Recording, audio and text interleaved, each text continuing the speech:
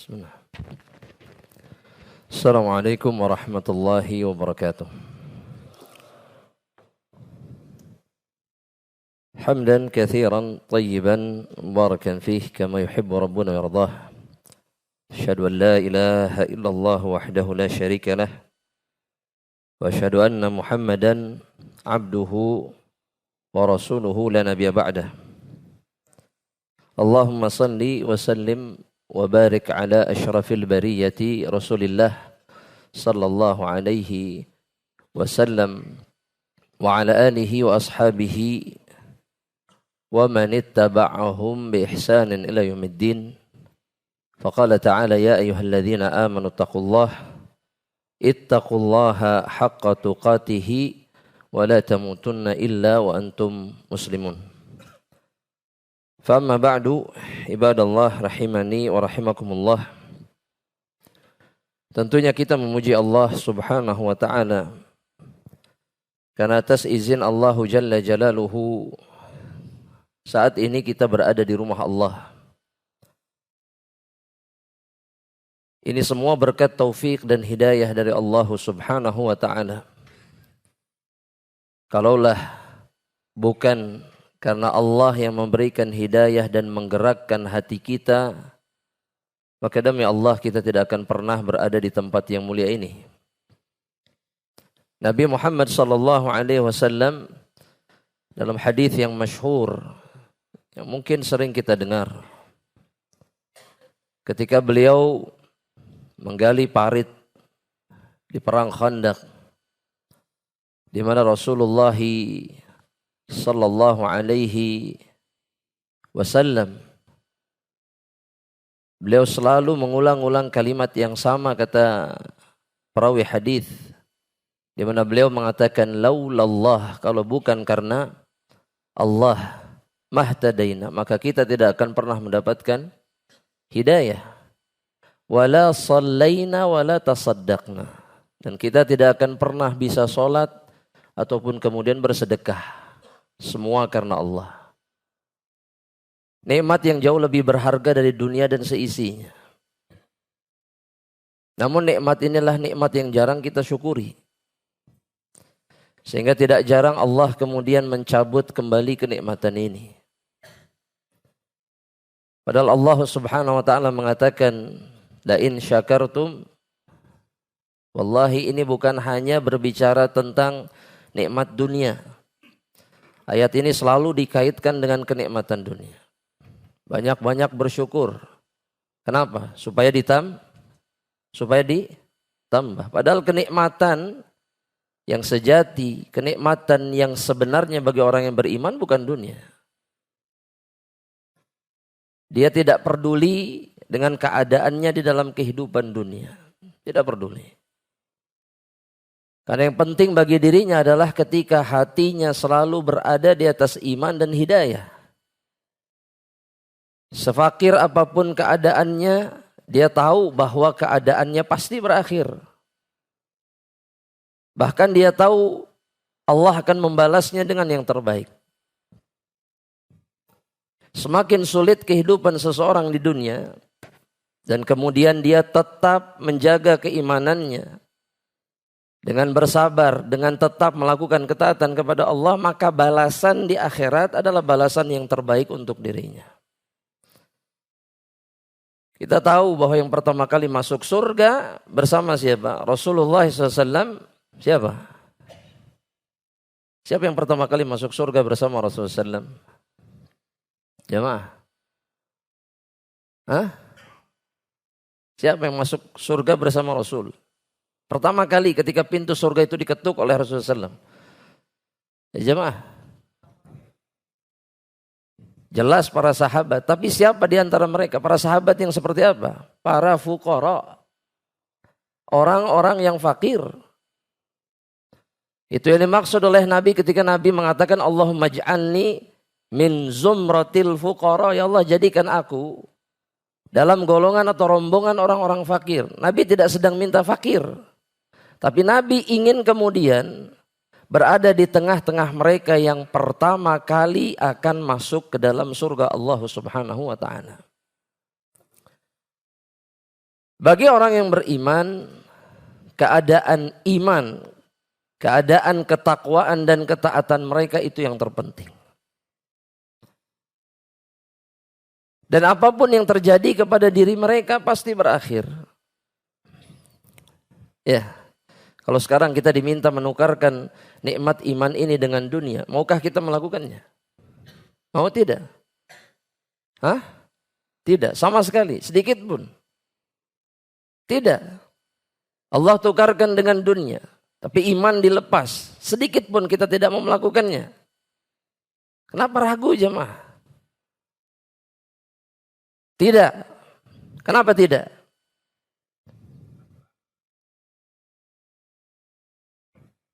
Lebih berharga di sisi Allah Subhanahu wa taala.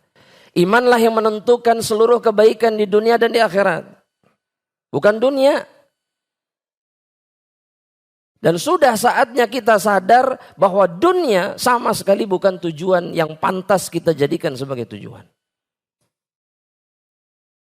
Karena manusia-manusia hari ini begitu mencintai dan mempertuhankan dunianya. Hatta sebagian orang yang sebetulnya sudah mendapatkan hidayah dan bahkan berilmu. Dia bisa mendahulukan dunia di atas akhirat. Imannya tidak lagi mengendalikan hawa nafsu dan syahwatnya. Yang tertinggal, yang tersisa hanya nama, mukmin. Tapi yang mengatur kehidupannya bukan lagi Allah. Tapi dunia yang dia kejar. Betul tidak jemaah rahmatullah? Iya. Dan apakah akhir kehidupan dari manusia yang seperti ini adalah akhir yang baik? Maka tentunya jawabannya tidak. Bagi orang-orang yang beriman, kehidupan yang diberikan oleh Allah Subhanahu wa taala kepada mereka adalah kehidupan yang mengantarkan diri mereka kemudian sampai kepada puncak kenikmatan yaitu jannah. Betul jemaah? Sekarang mau tanya, antum lebih banyak menghabiskan waktu untuk dunia atau untuk akhirat? Kenapa?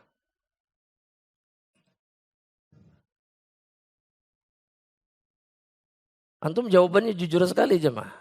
Sudah sangat jujur. Antum lebih banyak menghabiskan waktu untuk dunia. Nah tanya sekarang kenapa? Kenapa dunia? Ya jemaah, kenapa dunia? Hah? Butuh. Akhirat nggak butuh. Dunia butuh. Akhirat nggak butuh. Hah? Wah, akhirat butuh. Terus kenapa yang dikejar dunia? Kenapa yang dikejar bukan akhirat? Oh, mengejar apa? Mengejar dunia. Betul. Tapi sekarang yang terjadi yang dikejar dan kemudian dibalik faktanya, saya ngejar dunia untuk akhirat. Itu kebohongan. Loh sebentar tenang. Kenapa Anda sebut itu kebohongan? Karena orang yang mengejar akhirat tidak akan menjadikan dunia sebagai tujuannya. Gak akan. Karena dia tahu betul seperti yang dikatakan tadi. Kalau akhirat itu yang dikejar, maka dunia akan datang sendiri. Bahkan dipaksa oleh Allah. Tapi kita tidak sadar-sadar tentang perkara itu. Sampai detik ini. Betul tidak jemaah?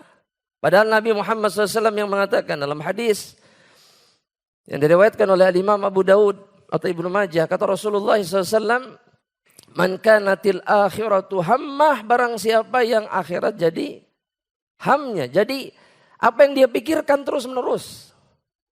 Yang jadi pikirannya, yang jadi hidupnya, yang jadi tujuannya. Maka yang akan terjadi atau di antara yang akan terjadi, kata Rasulullah SAW, wa ya'tihi dunya wa hiya raghimah. Dunia akan datang kepada dirinya dalam keadaan dia dipaksa. Terpaksa, karena dipaksa sama Allah Subhanahu wa taala untuk datang. Namun ini hanya disadari oleh orang yang beriman kepada Allah Subhanahu wa taala. Dunia pasti datang. Jamaah, betul? Dunia pasti datang tidak? La ilaha illallah. Masih ragu Anda tahu? Ya, pasti datang tidak? Anda mau tanya, pasti datang sesuai dengan apa? Dengan takdirnya. Jadi antum habiskan waktu untuk dunia. Kalau bukan takdir antum, antum tidak akan dapat apa-apa. Makanya orang yang paling celaka dan paling merugi kelak pada hari kiamat adalah yang menghabiskan hidupnya untuk dunia. Padahal yang datang kepada dirinya hanya sekadar yang ditakdirkan sama Allah. Bas, gak ada lagi. Betul? Masih ngejar dunia? Masih, sudah, masih, jawabannya masih. Masih istiqomah. Masih. Subhanallah, kalau dunia bisa istiqomah. Padahal dunia itu tidak lebih baik dari bangkai kambing, cacat, tidak lebih baik. Bahkan kata Nabi dari kotoran yang keluar dari perut manusia. Itu dunia.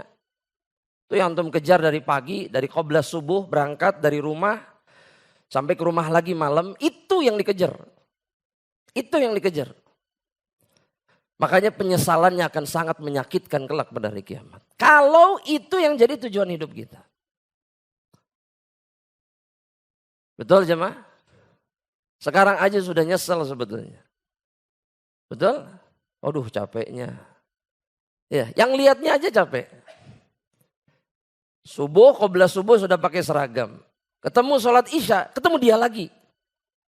Masih pakai dan belum sampai rumah. La ilaha illallah. Dunia itu menyiksa. Dan yang lebih penting bukan itu.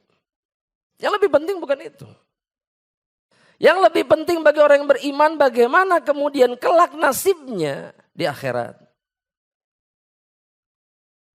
Sehingga mereka selalu dan selalu, meskipun di tengah-tengah kehidupan dunia mereka, mereka selalu mempersiapkan diri untuk menghadapi apa yang akan terjadi kelak. Untuk dunia kita siap-siap jemaah. Untuk usaha kita rencanakan jauh-jauh hari. Untuk bikin rumah kita rencanakan jauh-jauh hari. Tapi tidak untuk bisa masuk ke dalam surga Allah. Padahal Allah kasih waktu yang sangat panjang. Kita merasa bahwa diri kita pasti selamat. Ya, semakin rajin ke masjid, semakin rajin kemudian majelis ilmu, taklim, itu merasa bahwa kunci surga sudah ada di tangannya. Gak sadar ini. Kok bisa begitu? Karena lagaknya seperti itu, tingkahnya seperti itu. Ketika memandang orang lain, pandangannya adalah pandangan yang menghinakan. Iya. Wah ini kacau ini orang-orang. Ya. Gak sholat, gak apa. La haula wa la quwata illa billah. Ya, terus kemudian dia menilai dirinya. Alhamdulillah anak sholat 5 waktu di masjid. Boleh gak seperti ini jemaah? Jawab jemaah, jawab. Menganggap diri kita lebih baik dengan keadaan kita tidak boleh. Mengingkari kemungkaran wajib. Ya, coba anak mau tanya. Ini anak akan buktikan bahwa banyak di antara kita itu merasa lebih baik. Buktinya apa? Ketika melihat orang yang keadaannya lebih buruk dari dirinya, dia tidak pernah berdoa. Minta perlindungan kepada Allah. Kalau anak tanya sekarang kalau lihat orang yang kena musibah dalam dunianya, dalam agamanya, itu baca doa apa? Ayo.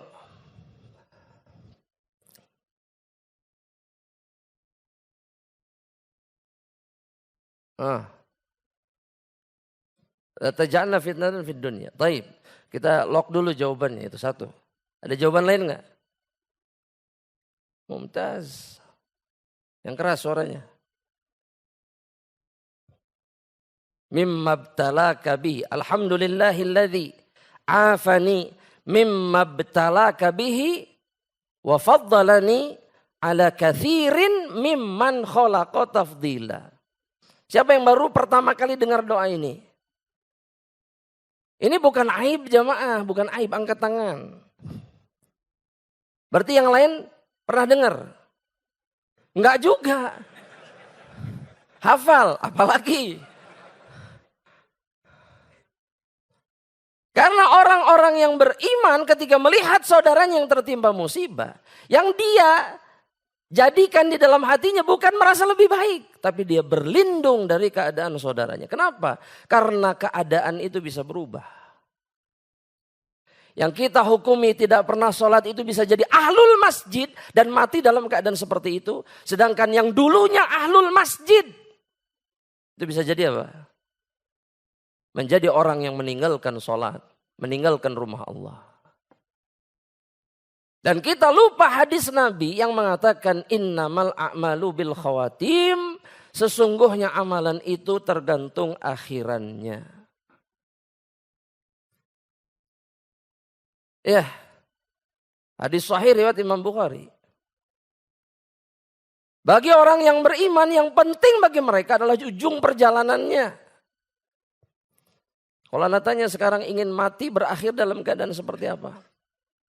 Husnul khatimah. Husnul khatimah ini luas. Pengennya gimana? Keadaannya waktu mati pengennya gimana? Di masjid. 1, 2. Hah? Sholat. 3.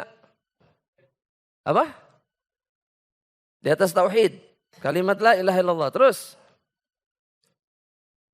Syahid. Terus. Haji. Umrah. Baca Quran. Menikah lagi. Loh, anda mau tanya menikah lagi itu ibadah atau bukan? Ibadah atau bukan? Mati ketika menikah lagi. Berarti husnul khatimah atau tidak? Jawab jemaah. Mati ketika ibadah. Loh iya betul. Salahnya di mana? Husnul khatimah. Ya, betul? Masya Allah. Terus apa lagi jemaah? Sebutkan. Karena jalan kebaikan, keadaan yang baik itu banyak. Bukan hanya satu. Bukan hanya baca Quran. Bukan hanya kemudian sholat, sujud. Bukan, banyak kebaikan. Apa? Berbakti kepada orang tua. Terus, mati dalam keadaan Islam. Menafkahi keluarga, mati di jalan ketika pulang kerja. Karena ingin mencukupi kebutuhan keluarganya agar mereka tidak meminta-minta kepada siapapun. Itu fisabilillah. Husnul khatimah. Apa lagi? Saum. Terus. Bebas dari kemusyrikan terus. Zikir bebas dari hutang. Jamaah. Ya jamaah. Banyak keadaan-keadaan yang baik itu banyak. Tapi pertanyaannya kemudian muncul. Apakah orang yang husnul khotimah itu adalah orang-orang yang mati dalam keadaan seperti itu mutlak? Atau yang tidak mati seperti itu tidak husnul khotimah? Jazakallah khair. Jawab jemaah. Tidak. Ya, akhir kehidupan seseorang itu tidak ditentukan semata-mata oleh zahirnya. Abdullah ibnu Ubay ibnu Salul ketika mati zahirnya apa? Zahirnya apa? Muslim. Zahirnya sahabat Nabi. Zahirnya. Tapi kemudian dia dipastikan mati di atas kekufuran. Kenapa? Karena dia munafik.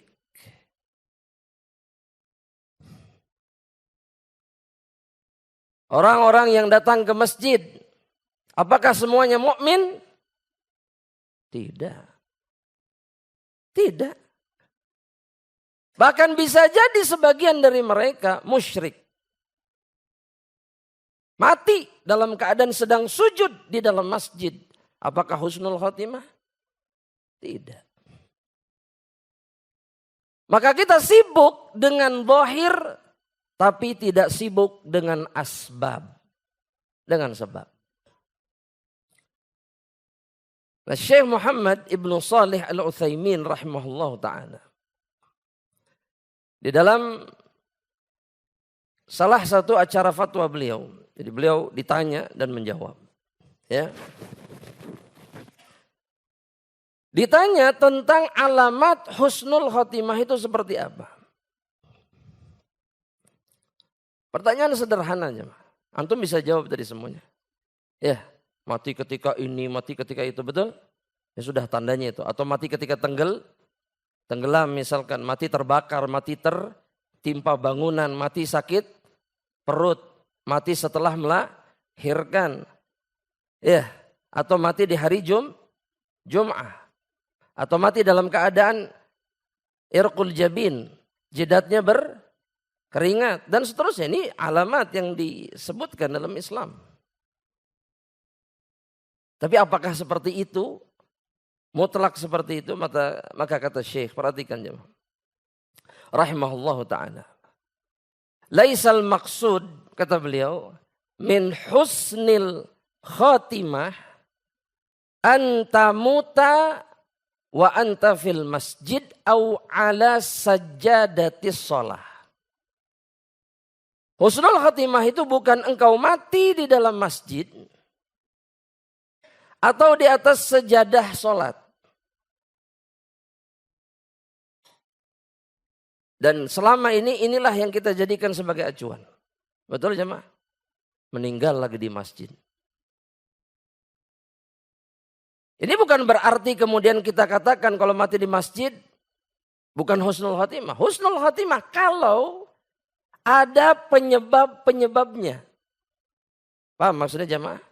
Kalau dia mati memang dalam keadaan yang terbaik di hadapan Allah.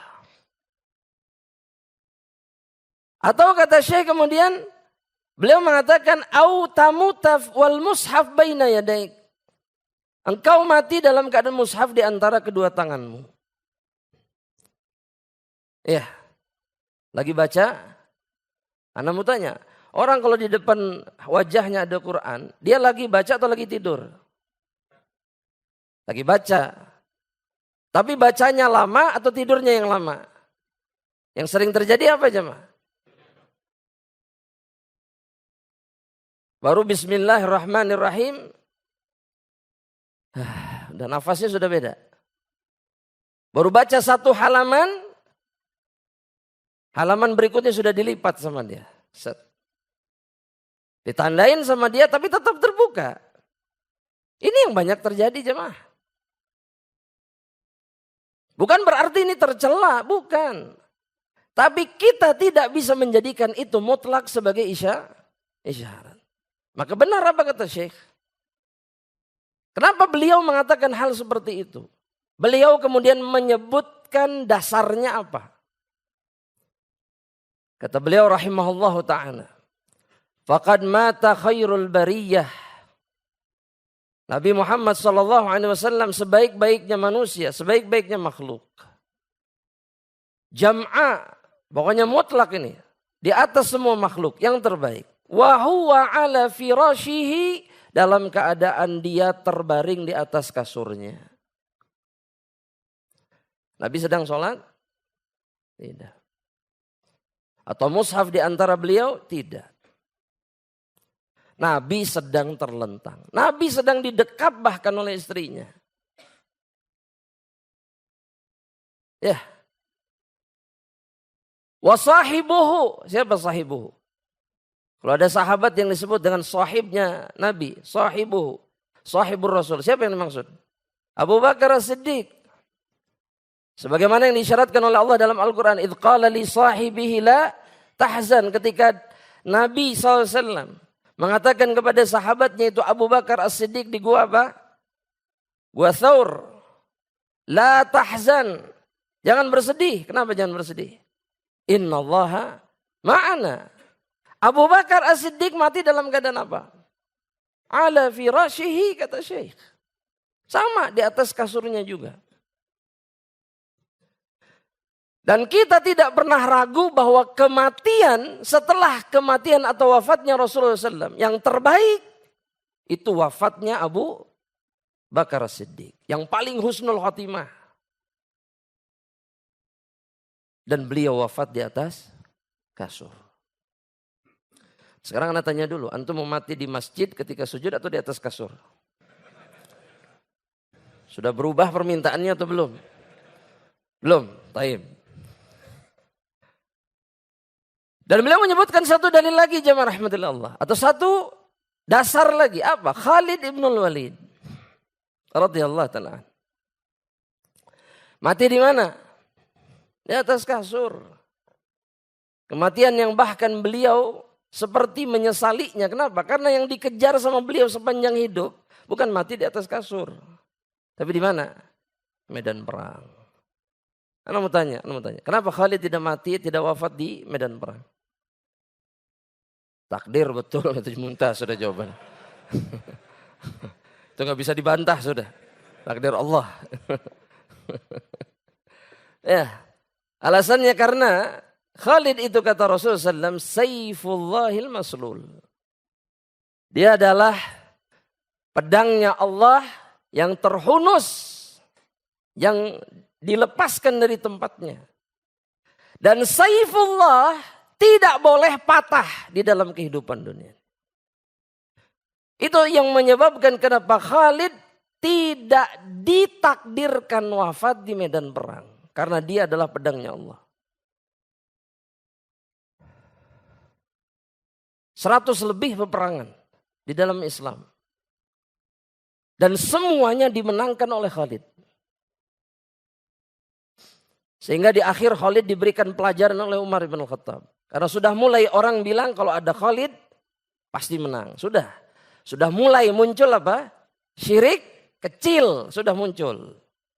Nah ini dihentikan oleh Umar bin Khattab. Dalam kisahnya yang ma'ruf. Asy-Syaikh rahimahullahu ta'ala. Beliau kemudian mengatakan walakin husnal khatimah. Akan tetapi akhir yang baik itu. Yang pertama kata beliau anta muta wa anta bari'un minasyirk. Engkau mati dalam keadaan terbebas dari kemusyrikan. Tulis jemaah tulis. Antum bukan Imam Syafi'i. Iya, nanti anak mau tulis di rumah, nggak ada. Kalau tulis. Ingat jemaah, nulis ilmu itu ibadah. Iya, itu pilihan memang. Fadhol, tapi ibadah nulis itu. Kenapa? Karena yang memerintahkan kita nulis siapa? Rasulullah SAW. Ya, betul nggak jemaah? Betul. Apa dalilnya? Ayo jemaah, antum kajian udah tahunan ini jemaah. Ayo, dalil bahwa nulis itu perintah Nabi apa? Artinya aja boleh. Apa? Ikatlah ilmu dengan tulisan. Bahasa Arabnya. Sampai kapan kita mau ngapalin artinya aja jemaah? Qayyidul ilma bil kitabah. Hadis yang diriwayatkan Imam Abu Dawud. Jadi kalau nulis, itu artinya mentaati Nabi atau tidak? Ya, dan itu sebaik-baiknya ibadah. Ya, tapi pilihan di tangan siapa? Di tangan kita. Betul? Mau nulis atau tidak? Nulis, betul nggak? Betul. Tapi kalau milih nggak nulis, ini pilihan yang keliru. Iya, karena yang semestinya apa? Nulis. Ini nasihat buat diri anak sendiri. Iya. Karena sampai kapanpun tanpa tulisan ilmu tidak akan bermanfaat. Iya. Oh anak tahu lah yang penting tahu. Bukan itu.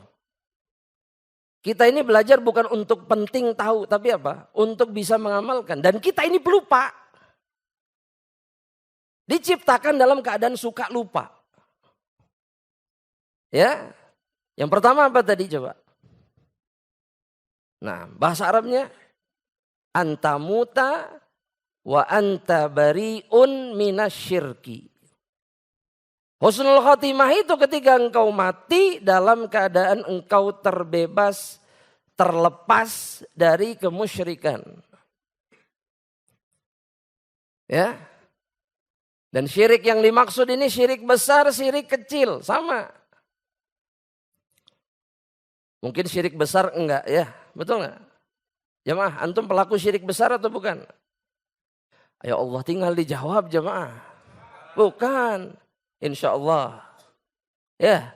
Tapi kalau pelaku syirik kecil. Nah itu. Ya, syirik kecil apa? Riya. Riya. Menampilkan amal ibadah kepada orang lain demi mendapatkan perhatian orang. Ya, alhamdulillah. Perjalanan menuju kajian lancar. Masya Allah. Apa pedulinya orang lain antum ke kajian? Apa? Nggak ada. Ya. Dan apa yang kita pedulikan, apa peduli kita ketika orang lain tahu kita kajian. Ngajak mereka, Ustaz ngajak mereka. Kalau mengajak langsung, gak usah bikin status. Assalamualaikum, kajian. Ini jadwalnya. Fadhol datang, selesai. Betul jemaah? Betul? Betul? Betul. Tapi masih update status? Masih. Taib. Itu namanya atau bisa jadi itu dihukumi apa? Riya, dan itu syirik kecil yang menggugurkan pahala amal yang kita lakukan. Itu yang pertama. Yang kedua, kata beliau husnul khatimah itu, yang pertama apa tadi? Antum. Yang pertama apa tadi? Engkau mati dalam keadaan bebas dari mumtaz. Yang kedua apa? Anta muta wa anta bari'un minan nifaq. Engkau mati dalam keadaan engkau terbebas dari kemunafikan.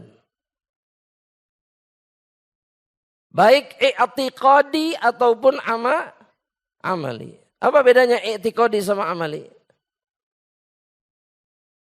Fadhal jemaah. Kemunafikan itu ada dua. Ada i'tiqadi, ada amali. Yang i'tiqadi itu yang seperti siapa? Abdullah ibnu Ubay ibnu Salul. Idharul Islam, dia menampakkan keislaman, tapi dia menyembunyikan apa? Kekufuran. Hatinya kufur, tapi zahirnya muslim. Ini munafik. Nah, orang-orang yang ngakunya muslim tapi menentang ajaran Islam secara terang-terangan bukan munafik, zindik namanya. Itu levelnya sudah beda lagi, bukan munafik lagi sudah. Kalau munafik itu diam-diam. Meskipun bisa dilihat dari ciri-cirinya, betul tidak? Betul nggak? Jemaah, gimana cara mendetek seseorang itu munafik? Wah sudah, antum hafal hadisnya berarti. Yang pertama, idza haddatsa kadzab, wa idza wa'ada akhlaf. Kalau berjanji menyelisih janjinya. Hati-hati nih jemaah. Dua aja sudah sangat menyingkap jati diri seseorang sudah. Bicara bohong, janji khilaf, janji menyelisih. Wa idza tumina, dan jika diberikan amanah khan. Khianat. Dan ada satu lagi dalam riwayat yang lain. Wa idza khasama fajar. Setelah menyebutkan tiga tadi, di riwayat yang lain Nabi bilang apa? Kalau bermusuhan melampaui batas. Ya, dolim, jahatnya luar biasa.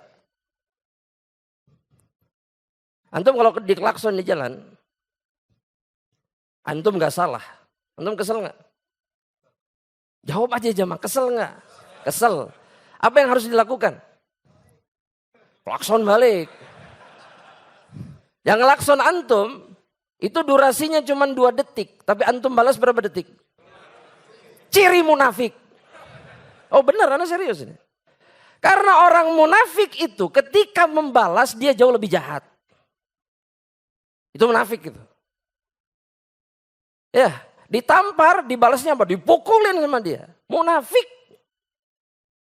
Orang mukmin itu adil, ditampar sekali, balas. Udah sesuai dengan apa yang dilakukan. Kalau munafik enggak, melampaui batas. Kalau sholat malas. Khususnya 2 waktu sholat. Subhanallah. Antum hafal semuanya. Iya. Apalagi orang yang 5 waktu sholat dia gak pernah kelihatan di masjid. Ini jauh lebih munafik daripada yang hanya tidak kelihatan di dua waktu sholat. Betul nggak? Dua waktu sholat ini isya sama subuh. Kata Ibnu Mas'ud, kunna na'uddu, kami ini menganggap orang-orang yang nggak datang sholat isya sama subuh itu minal munafikin, termasuk orang-orang munafik.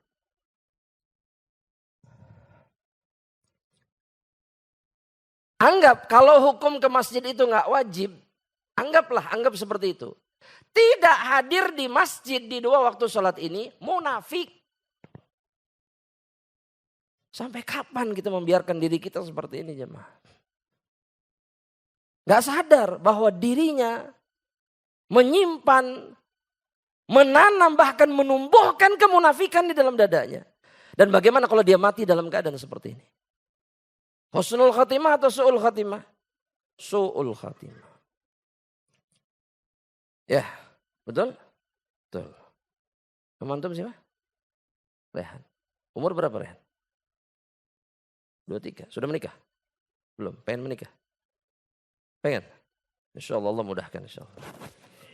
Iyalah doakan. Karena pemuda-pemuda hari ini itu butuh doa dan dukungan kita untuk bisa menikah. Berat buat mereka. Mudahkan jalan mereka untuk menikah. Ya, insya Allah habis ini nikah ya. Amin. Amin. Jangan. Amin. Insya Allah. Gak ada yang mustahil bagi Allah subhanahu wa ta'ala. Yang ketiga. Kata Syekh Muhammad ibn Shalih al-Utsaimin. Husnul khatimah itu kata beliau. Anta muta wa anta mufariqun lil mubtadi'ati bari'un min kulli bid'atin. Engkau mati dalam keadaan engkau berpisah dengan golongan manusia yang suka mengada-ngada dalam urusan agama. Dan meninggalkan seluruh perbuatan mereka. Apapun bentuknya. Karena din ini, agama ini kan sebetulnya sederhana aja. Sederhana atau tidak? Anda ulangi sekali lagi jemaah. Pertanyaannya begini, agama ini sederhana atau tidak? Mudah atau tidak? Kenapa harus dipersulit? Nah, dengan membuat perkara baru dia sedang mempersulit dirinya di dalam agama Allah. Yang gak perlu dilakukan. Antum pahamlah. Ya. Dan orang-orang yang mengada-ngada, sebanyak apapun amalan mereka, itu dibalas sama Allah dengan pahala atau tidak? Tidak. Apa dalilnya? Ya bahasa Arabnya apa? Hadisnya. Ini hadis yang gampang dihafal. Hadis sahih riwayat Imam Muslim dari Ibunda Aisyah radhiyallahu taala anha. Dalam dua redaksi. Diriwayatkan Imam Muslim. Man amila amalan laisa alaihi amruna fahuwa rad. Barang siapa melakukan amalan yang tidak ada tuntunan kami di dalamnya, maka dia tertolak. Atau satu lagi, kata Ibunda Aisyah, Nabi mengatakan man ahdatha, barang siapa yang mengada-ngada, menciptakan hal baru. Fi amrina hadza ma laisa minhu, dalam agama kami ini yang bukan bagian dari agama kami, fahuwa rad. Dia tertolak. Adzan, fadhal.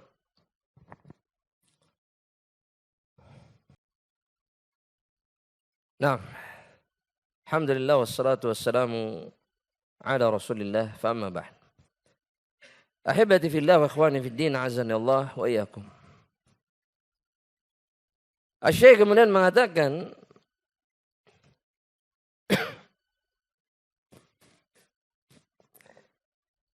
bahwa husnul khatimah itu, kata beliau, anta muta wa anta alal kitabi was sunnah. Engkau mati dalam keadaan engkau berada di atas Al-Quran, di atas sunnah Rasulullah sallallahu alaihi wasallam, wa mu'minun bima jaa'a fihima, dan mengimani seluruh apa yang datang dari keduanya.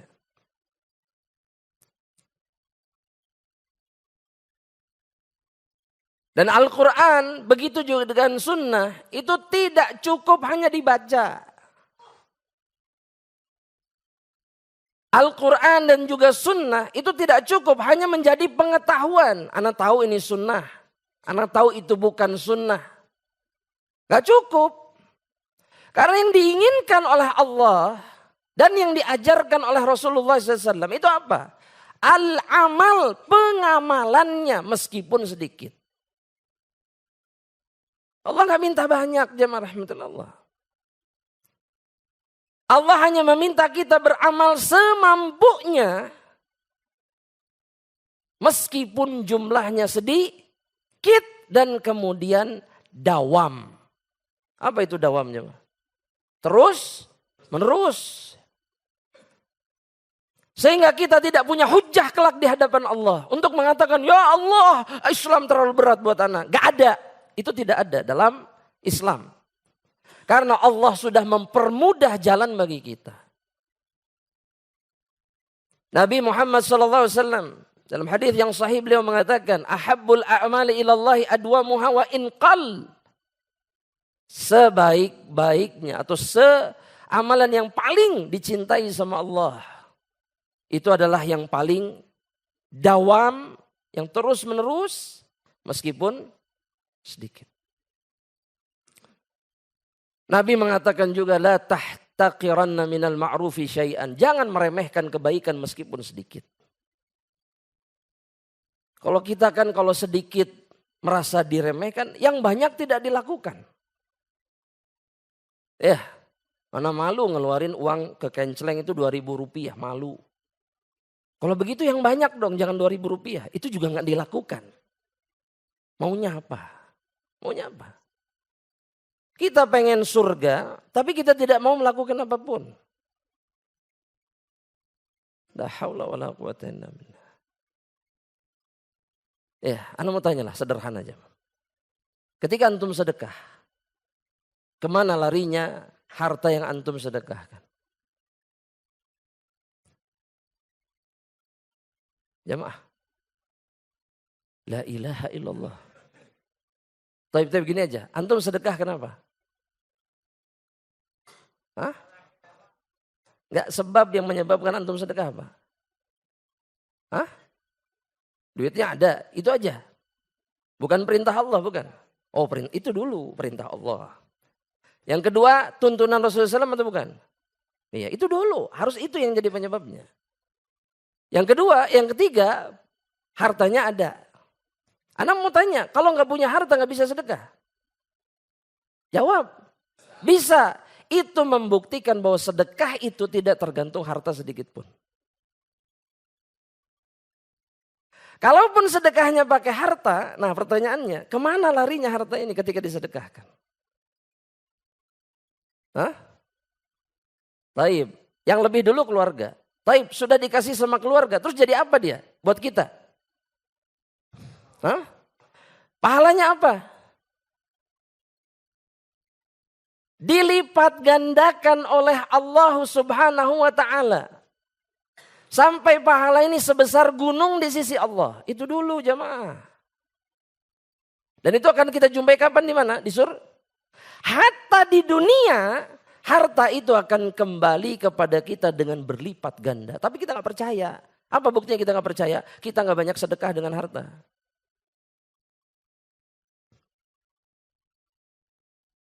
Kata Nabi dalam hadis Muslim apa? Mana qasad sodakotun min mal. Tidak akan berkurang harta yang disedekahkan. Itu gak membuat kita rajin bersedekah setiap hari. Padahal hartanya tidak akan berkurang. Dan sebaik-baiknya sedekah kepada anak dan istri.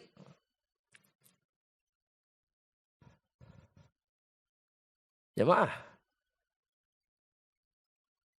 Islam itu adalah pengamalan berdasarkan Al-Quran dan Sunnah. Makanya kita nggak bisa bilang apa sih apa-apa Al-Quran Sunnah, Al-Quran Sunnah. Memang begitu disuruhnya. Dan begitulah jalan kehidupan seorang mukmin. Karena ketika mereka berada di atas Al-Quran dan Sunnah, maka mereka diantarkan masuk ke dalam surga Allah. Itu husnul khotimah. Mati dalam keadaan berjuang keras mengamalkan Al-Quran, mengamalkan sunnah. Meskipun hanya sedikit semampu yang bisa dia lakukan. Meskipun orang lihat, ini orang amalnya apa sih? Dan di zaman Nabi ada orang-orang yang bahkan tidak ada yang kenal. Amalannya tidak diketahui siapapun, tapi Nabi pastikan dia ahlul jannah. Kan itu terjadi. Betul? Masuk berhari-hari ahlul jannah, ahlul jannah. Orang yang sama. Kata Abdullah bin Amr bin Al-As, kami gak ada yang kenal. Siapa dia nih? Ketika dicek 3 hari di rumahnya, ternyata memang tidak ada amalan spesial yang terlihat oleh kasat mata, nggak ada. Ternyata dia menyimpan satu amal yang di sisi Allah menjadi penyebab masuk ke dalam surga. Apa? Memaafkan kesalahan semua orang yang menyakiti dirinya. Antum gitu nggak ketika mau tidur? Si fulan yang sudah nyakitin ana, yang sudah ini, sudah menzalimi ana. Ya, gitu enggak? Belum. Lagi bela? Insyaallah ta'ala. Baik, kita lanjutkan jemaah. Sedikit lagi. Kata al-Imam atau Syekh Muhammad ibn Shalih Al-Utsaimin rahimahullah. Beliau mengatakan, husnul khatimah itu antamuta wa anta khafiful hamli min dima'il muslimin. Wa amwalihim wa a'radihim. Engkau mati dalam keadaan pundakmu ringan dari dosa kepada kaum muslimin. Kepada sesama manusia makhluk Allah. Baik dalam darahnya, baik dalam harta mereka atau kehormatan mereka. Karena 3 perkara inilah 3 perkara yang paling haram kita ganggu pada diri seorang muslim. Darahnya gak boleh kita ganggu, hartanya gak boleh kita ganggu, kehormatannya juga. Jemaah. Siap. Fikirkan coba, fikirkan. Sezalim apa kita kepada saudara kita? Karena nggak mungkin siapapun di antara kita itu yang tidak pernah melakukan kezaliman. Nggak ada. Setiap dari kita pasti zalim. Minimal kepada siapa? Kepada dirinya sendiri. Apalagi jika dia zalim kepada orang lain. Percuma. Dia menjadi ahlul ibadah. Tapi di sisi yang lain, dia manusia yang sangat jahat kepada saudaranya. Percuma. Antum pakaiannya seperti ulama sekalipun. Dandanan rupanya seperti ulama. Salafus saleh. Tapi kalau antum zalim sama manusia. Maka semuanya sia-sia. Gak ada gunanya. Seperti kisah wanita. Yang ma'ruf antum tahu semuanya. Diriwayatkan Imam At-Tirmidzi. Tudhkaru min kathrati sholatiha wa siyamiha wa sadaqatiha. Sholatnya, saumnya, sedekahnya. Disebut-sebut sama manusia. Fulanah itu Masya Allah. Sholatnya Masya Allah. Sedekahnya Masya Allah. Tapi kata para sahabat kepada Rasul. Ghairu annaha tu'zi jiranaha bilisaniha. Dia menyakiti tetangganya dengan lidahnya. Anda mau tanya, ini cuma satu kezaliman kan? Jemaah, menyakiti tetangga dengan lisan. Membuat seluruh apa yang dipuji sama manusia itu, gak ada gunanya. Kata Nabi, hiya finnar, dia berada di dalam neraka Allah. Lantas bagaimana dengan orang yang kezalimannya panjang sama saudaranya? Dia suka mengadu domba di antara manusia. Dia suka menyakiti saudaranya yang lain. Kalau membalas dendam, dia membalas dendam dengan balas dendam yang luar biasa. Matinya di masjid lagi sholat. husnul khotimah atau bukan? Bukan. Pastikan dia tidak mati husnul khotimah. Ini husnul khotimah. Khafif, ringan. Dan Nabi mengajak, memerintahkan kita untuk apa? Untuk menghalalkan, menghabiskan, menghilangkan kezaliman di mana? Di dunia sebelum mati. Karena banyak di antara kita tuh nggak peduli dengan kezalimannya. Minta maaf aja enggak. Ya, susah nggak minta maaf coba? Hari ini orang jahat itu, dia yang jahat tapi nyuruh orang yang minta maaf. Jamaah. Antum sedang merenung nih jamaah. Oh iya cek, apa kezaliman kita sama orang. Nasallallahu salamatu wal afiyah. Kata beliau rahimahullah, husnul khatimah itu anta muta wa anta salimul qalb. Engkau mati dalam keadaan hatimu selamat. Tahirun nawaya, bersih, suci niat-niatnya, wa hasanul akhlak. Dan akhlaknya baik. Coba mau tanya sama antum, ciri akhlak baik itu apa?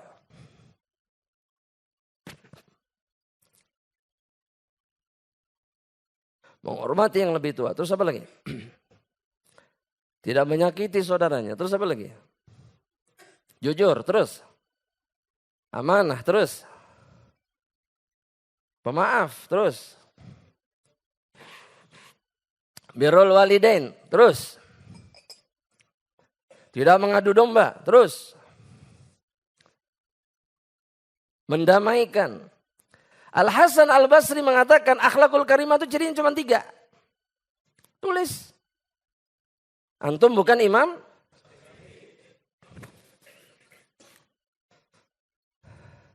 Yang pertama, ciri manusia berakhlak itu yang pertama badlul ma'ruf. Orang yang selalu berusaha melakukan kebaikan. Apapun itu kebaikannya. Antum tuh nyebutin contoh-contohnya. Tapi yang berakhlak baik itu adalah orang yang melakukan apapun dari kebaikan yang bisa dia lakukan. Badlul ma'ruf itu ciri akhlakul karimah yang dimiliki seseorang. Yang kedua, kaful adza, menahan diri untuk menyakiti siapapun.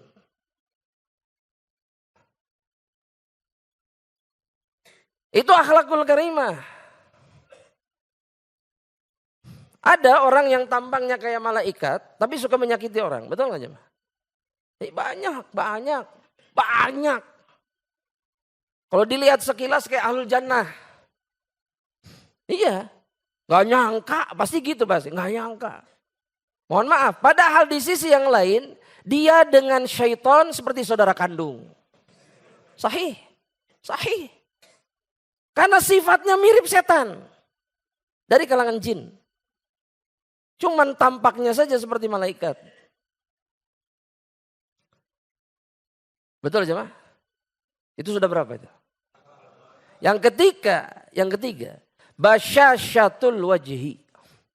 Di antara ciri manusia berakhlak itu adalah orang yang wajahnya berseri-seri. Menyenangkan bagi orang lain. Bukan yang melotot, cemberut. Oh di sini mah gini, tad harus melotot, cemberut. Antum gak punya akhlak, itu sebenarnya yang terjadi. Antum pikir Umar bin Khattab dan seluruh sahabat yang gagah berani itu. Mereka itu orang-orang yang kalau ketemu orang garang. Enggak. Mereka garang kalau ketemu musuh.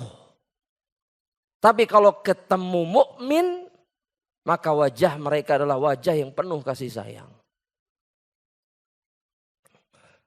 Hatta musuhnya.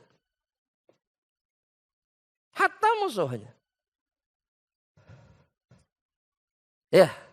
Jadi kita ini jamaah sebenarnya katanya mengikuti Rasul tapi masih jauh dari tuntunan Rasul. Sallallahu alaihi wasallam. Minimal apa? Wajah yang berseri-seri. Minimal itu tuh. Ya.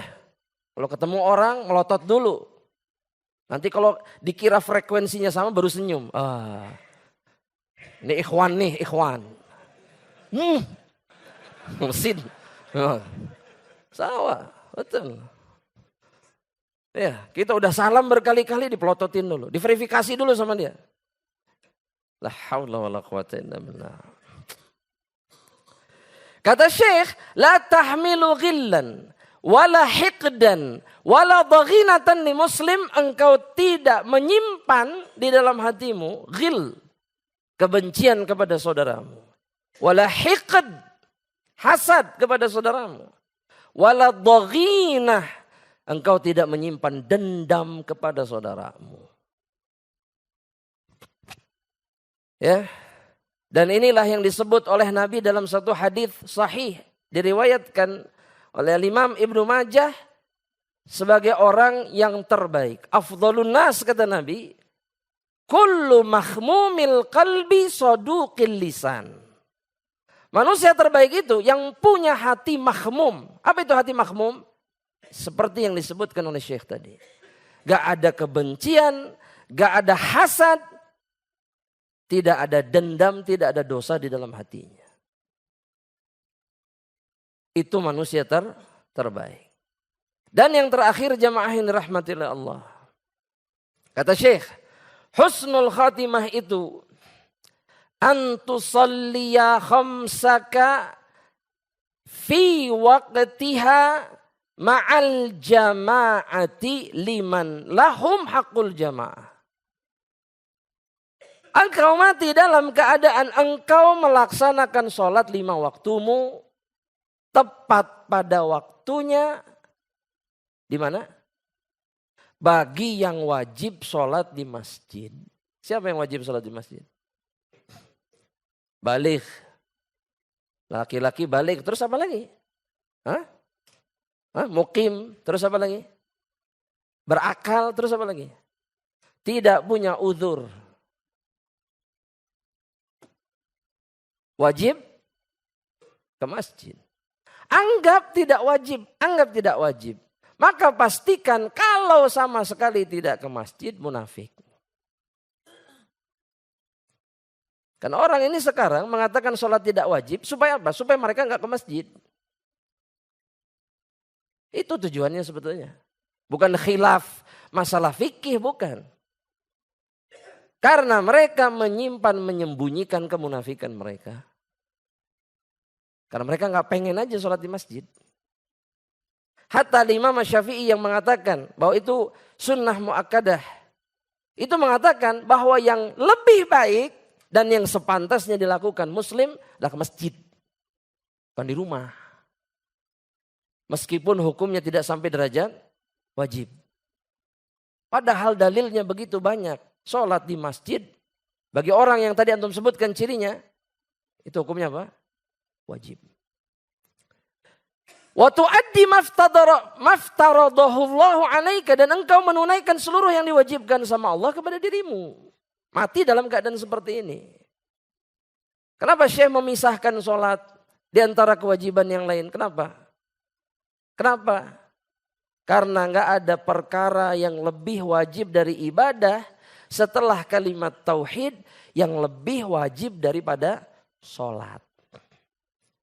Sholat itu disyariatkan bukan di bumi, tapi di langit. Semua syariat Allah dalam Islam itu disyariatkan di bumi, kecuali sholat. Sholat itu di mana? Kira-kira kenapa? Karena agungnya ibadah yang satu ini. Ya, jadi Ustaz kalau anak sholat 5 waktu di masjid mati dalam keadaan seperti ini husnul khotimah insyaallah. Meskipun matinya nggak di dalam masjid. Jamaah, sampai kapan kita akan melalaikan kesempatan yang diberikan sama Allah? Dan jangan pernah tertipu. Wallahu a'lam bishawab. Jamaah rahmatillah Allah. Perjumpaan hari ini enggak ada pertanyaan. Enggak ada. Antum ana lihat sudah paham semuanya. Nyatetnya Masya Allah. Ya, menyimak dari tadi. Kalau anak tanya lagi materi yang tadi antum bisa sebutkan semuanya insya Allah. Betul? Itu cukup. Daripada apa yang antum dapatkan kemudian rusak oleh pertanyaan orang lain. Kadang-kadang urusan kita di kajian itu rusak gara-gara pertanyaan. Oh itu ini begini. Aib orang itu dibahas sama dia. Sedangkan ilmu yang dipelajarinya gak diingat. Betul ini jemaah? Betul, udah betul jawabannya betul. Gak ada jawaban lain. Ya, nasallallahu salamatan afiyah. Mudah-mudahan Allah mengampuni dosa-dosa kita dan dosa-dosa seluruh kaum muslimin. Ya, dan memasukkan kita ke dalam jannahnya. Amin. Kita akhiri dengan doa kafaratul majlis. Subhanakallahumma bihamdika asyhadu an la ilaha illa anta astaghfiruka wa atubu ilaik. Assalamualaikum warahmatullahi wabarakatuh.